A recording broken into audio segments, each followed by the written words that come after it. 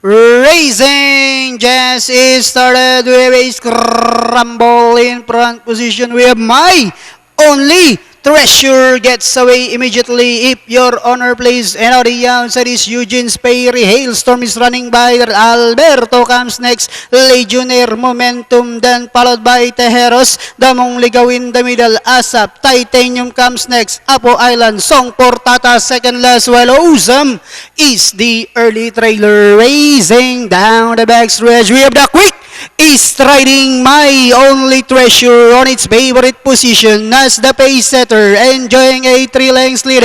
If your honor please in second, Legionnaire moving up on the outside, running by the rail. Hailstorm, then followed now by Tejeros. Damong Ligaw in the middle portion. Alberto Momentum comes next. Asap, then next in line is Eugene Sperry. Apo Island. Titanium comes next. Awesome, while Song Portata no racing in 14th last 400 meters of the race. We have My Only Treasure enjoying a 4 lengths lead.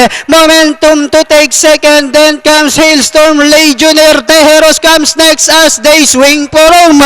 We have My Only Treasure by about 3 lengths, and in second remains Momentum. Last 75 meters, we have My Only Treasure from gate to wire. And finally, My Only Treasure, Titanium, or rather, Momentum. Then comes Hailstorm, Tejeros, Asap, Alberto for your Super 6.